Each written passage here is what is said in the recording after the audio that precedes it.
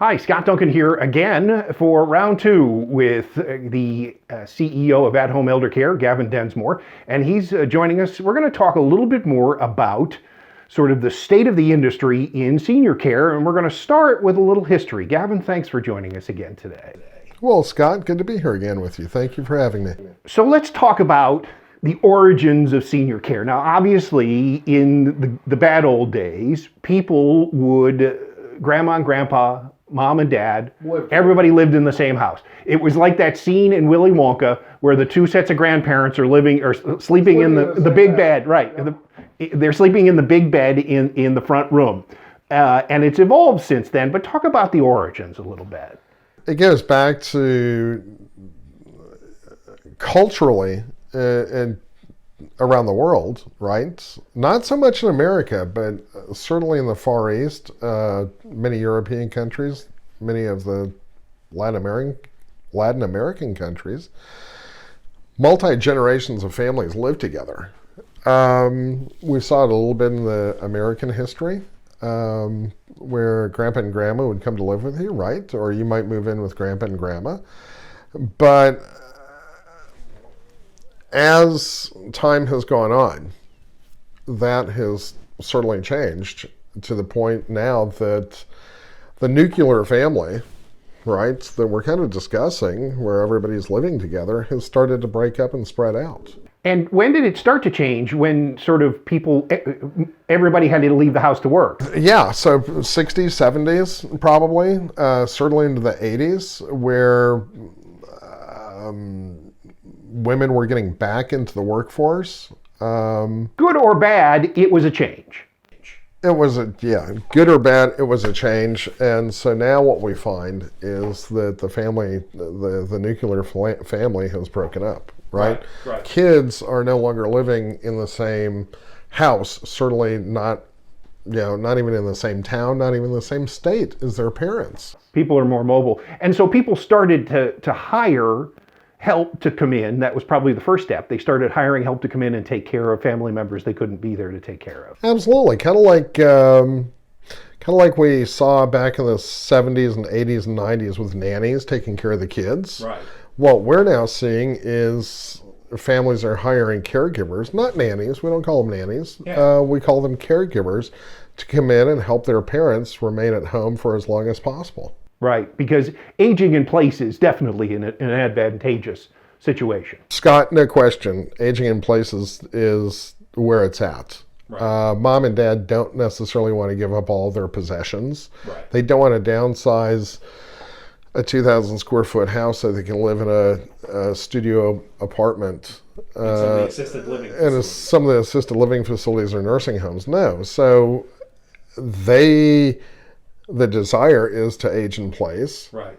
And we help families facilitate that. But that was part of one step in the process of the changes in senior care is folks started opening facilities, assisted living, skilled nursing facilities. We really saw it kind of come into its own back in probably 20 years ago, 25 years ago. Right. Personally, that's when I got into the industry, was 20 years ago, May of 2000.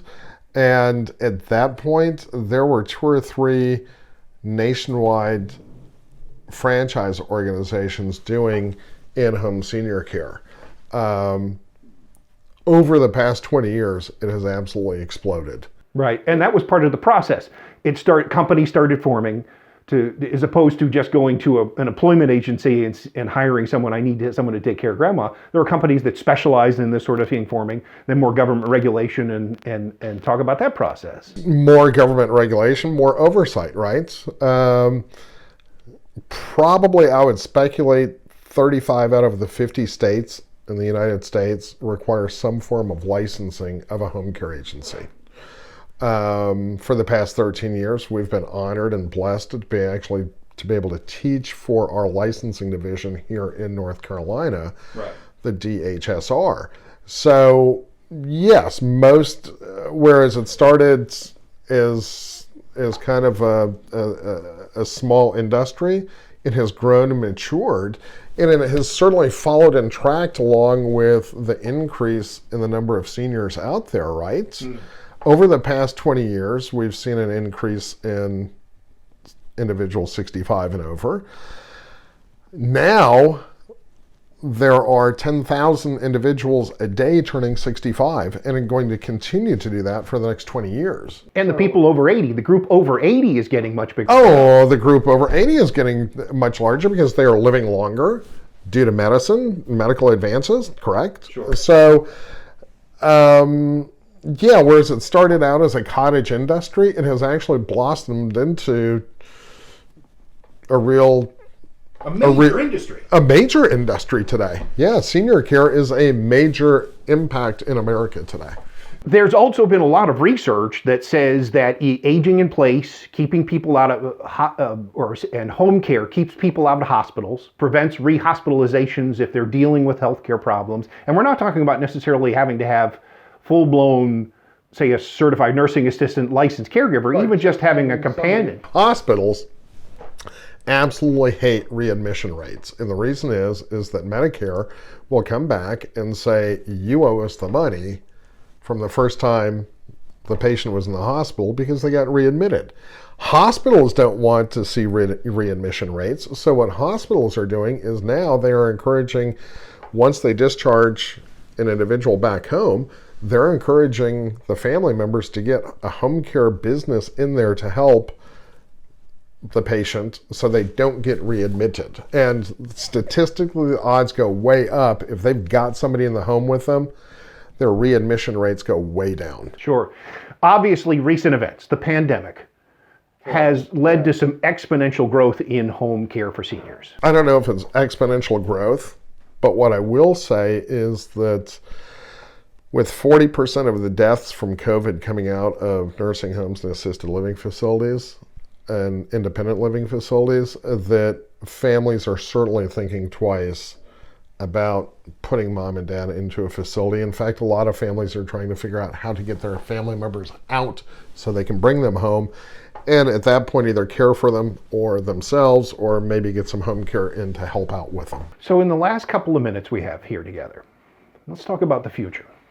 Are folks going to try to put mom and dad back into these facilities, or do you think home care is here to stay and this growth pattern is here to stay? There's no question home care is here to stay. And there's no question that people are going to think twice about putting mom and dad into a facility. Bar none, there's no question about that. Will there always be facilities and facility care? Yes, there will be.